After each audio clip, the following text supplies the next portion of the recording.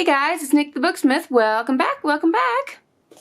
It is time to finish this puppy up. And originally I was going to be using this image for the cover, but I changed my mind, as I am allowed to do. And I created something in Photoshop from an old book cover that's more in theme of a traveling kind of Lapbook. Since there's all the maps and everything in there, I thought, well, maybe I'll go with something a little more of that line. So I created this. It's a similar color as the other one. And I made it the width that it's going to need to be to fit on the cover beyond the tape, because I'm going to use the tape as part of the cover. And then this is the back side for the reverse side. I'm going to cut these out and get them attached because I can't put the closure on until the cover's on.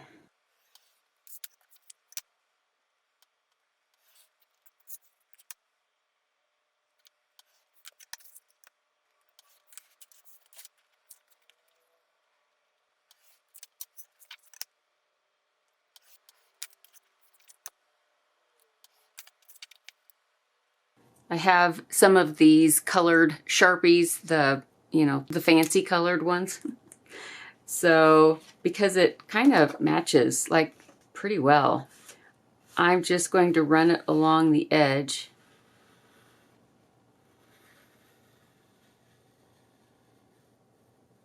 To hide the white cut edge. That makes sense?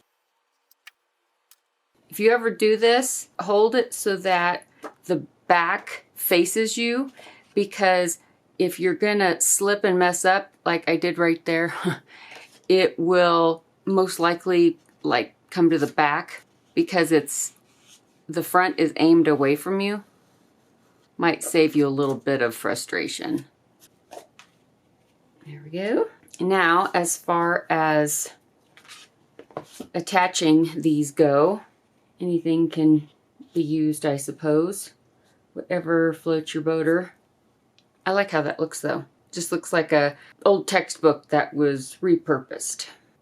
I think I'm going to use tape just because I don't want to introduce any glue, wet glue at this point and warp these covers because they're nice and flat. I just don't feel like messing with it and risking it. You know what I mean? You know what I mean? You probably understand that. And something else, just an FYI, in case you want to protect whatever image if you decide to use a printed image. I just took some clear satin spray paint and gave it a real quick just spritz just to lock in the color, because I print these with an inkjet, and you know how inkjet can, well, it can run. Not that I'm planning on getting the book wet, but if anything gets splashed on it, or you have more time to get it wiped off. You could also use a coat of the artist's like matte medium or varnish or something like that over the top.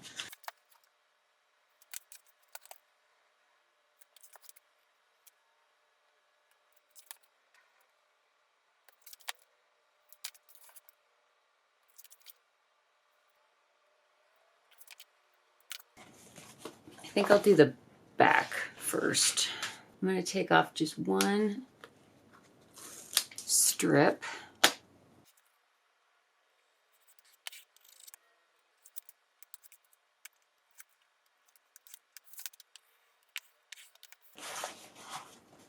Looks pretty good. And then I'll do the same with this one.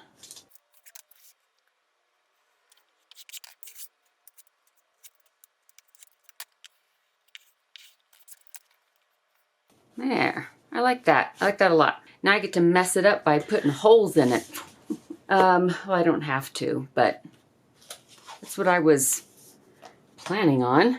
I have a strap. I think this is real leather, but it doesn't have to be. And what I did was I had a piece of fabric and I glued that to the back of the leather. It was a bigger piece, and then after I glued them together, I cut out what I had wanted. This I had made for something else a long time ago. And then I took my sewing machine and I did a stitch around the edge. That's all going to get messed up because I'm going to cut this down for what I need it, but that's what I used it for. But it kind of goes. I mean, it's not a perfect green, but I don't think it really matters. So what I wanted to do is I wanted to attach this to the back and then have it come over, and then there will be a post, one of these little, I think they're called hitch posts, and then that will be on the front. That's probably not really the middle, but it'll be the middle now. And then there will be holes like a belt that can, you know, fit over the top of that. And I'll do a few holes so that if it's fuller or not as full, it can be adjusted.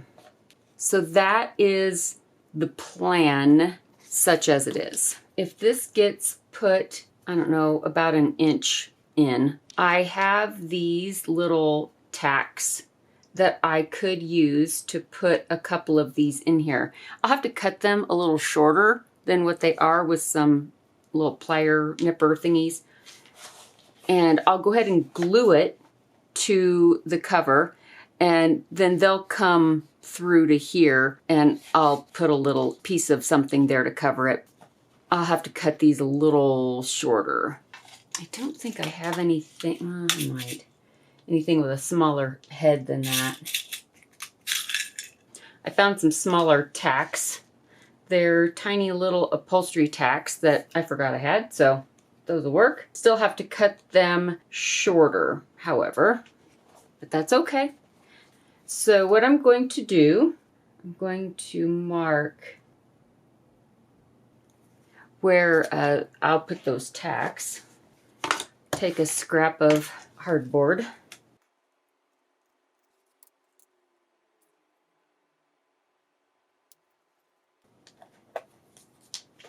Made 2 holes so that I could go ahead and drill those through. Not drill, but you know what I mean.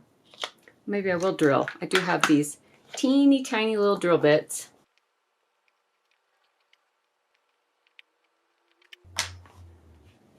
There we go. And it comes through on this side like so. And of course I'm not going to glue it initially. This is just to get everything kind of situated.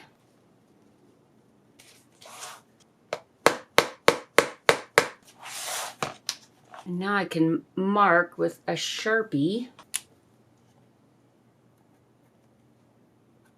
where I can cut those off at. And I know you can't see, but I am wearing glasses just in case one of these would decide to go flinging across the room, or because you know it would land in your eye. Murphy's Law. And then it comes over this way like this, and I will probably, I'm going to say about maybe right in this general vicinity, cut it short, and I'll give it a little nice shape at the end. But the post will probably be, I don't know, there-ish. And then I'll also do a couple of extra pokey holes. I think I'll fold this in half.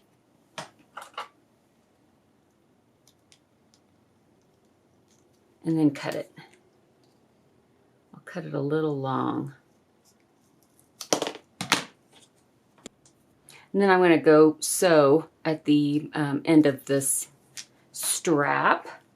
But before I do that, I'm going to make some of these little pilot holes. And I'm going to do a better job than what I did just a minute ago.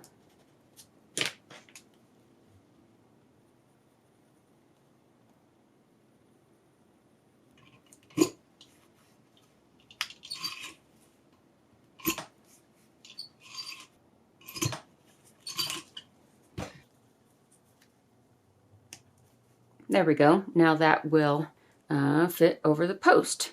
So what I'm going to do is I'm going to go sew the end of this just real quick so that it matches the rest of it, and then I can attach it.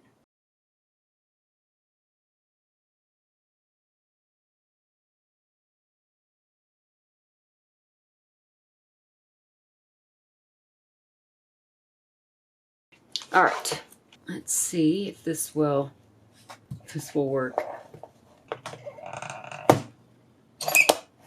Well, that's that. And this gets fit through there. And then on this side, the post gets screwed on to that little screw. What's nice about these is that they're nice and flat on the inside. But all kinds of things can be used for a closure. You can just use a ribbon or a piece of twine, or, I mean, anything. Magnets. I just like the looks of the little metal hitch. I just like those. I think it gives the book a little bit more of a substantial look to it. Just need to cover this little spot there. This is just a piece of craft cardstock. Just a strip that I cut to fit in here.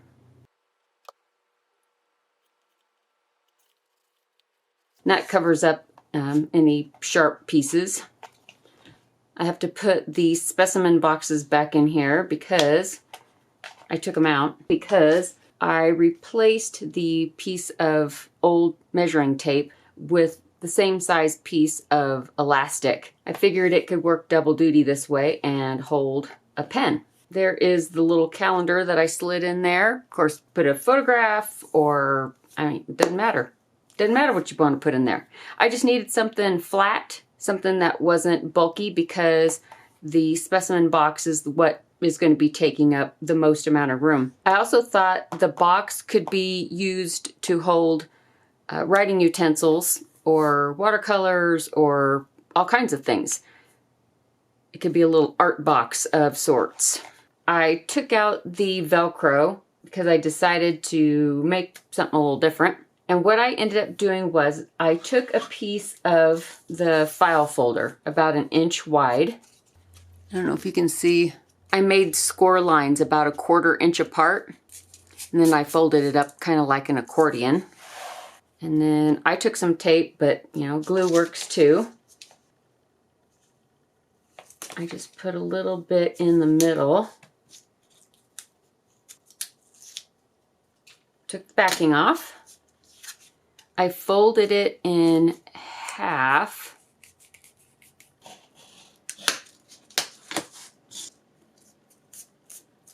But as you can see, we still have like these 2 little side feet.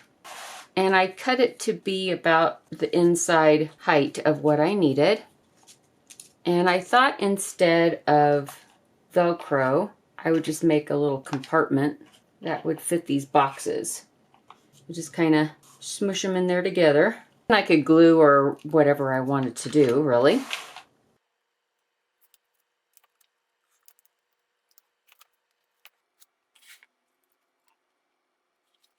That can go in there like that.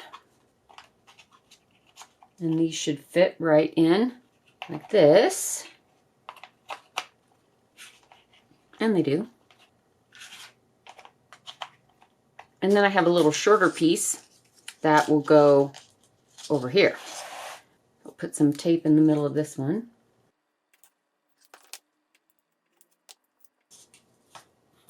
Fold that in half.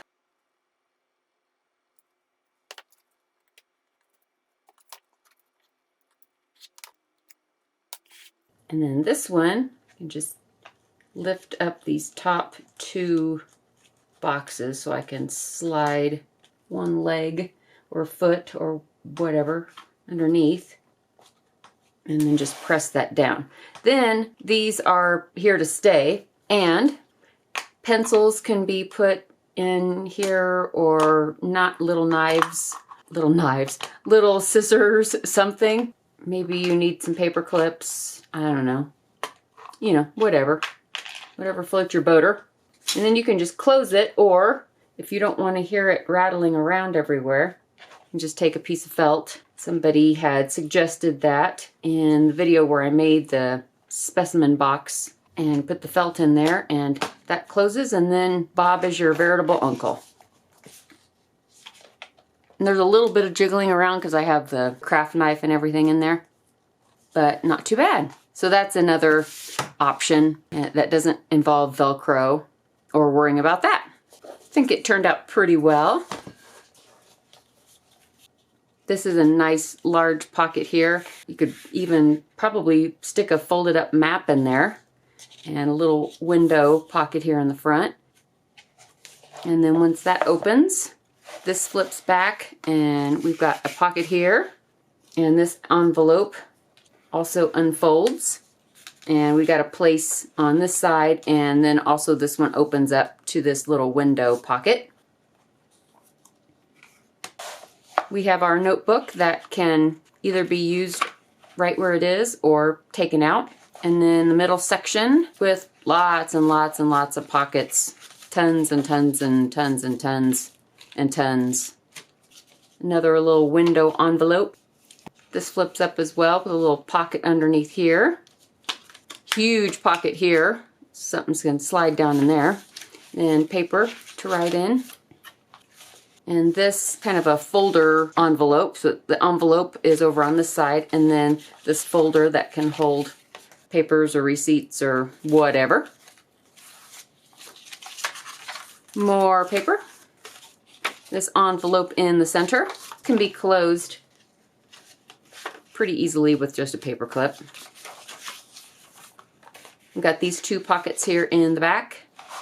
This window here with a removable and replaceable slide tag thing. I don't know what to call it. I have no idea. And then the specimen box that holds all the stuff. Oh yeah, I think that turned out pretty cool. A little different than the last one, which is always a good goal, I think. I think I'm going to leave this plain. I like the idea of at least one blank canvas. Whether I decide to give this away or sell it or whatever, it would leave a spot for somebody to be able to put something there that they need or they want. Close that up. I did put a tag in this library envelope. This is from Laura. She sent me a few of these. Aren't they cool? Yeah, I like those. Thank you, Laura. I did sacrifice one to go in here. It just fit. It just looked right. So I guess that is it for this one. I hope you enjoyed this series and making this lap book with me. The book cover images I will have at my Etsy store. They will be larger, wider, but they could also be cut down so they can be adaptable, both the front and the back. For the bibliophiles on Patreon, these will be uploaded to that Patreon page. And I will create a tag. I mean, it won't be this one, but it'll look just like this. I'm going to create one in Photoshop. I have some really old blank tags that I scanned a long time ago. And so I will create a tag that kind of looks like this with the same wordage on it. And I will have that for all the patrons over on Patreon. All right, kids, I hope everybody is having a great week. For those of you that are fumbling and stumbling and working through all of your income taxes, because you know it's that time of year, and you guys know me, it's my favorite. Oh, it's my favorite because I just love math and accounting. Just love it. So I wish you all well. I hope we all survive and we get through it, and try to forget it until next year. Again, thanks so much for hanging out with me, and I will see you all really, really soon in the next video. Bye, guys.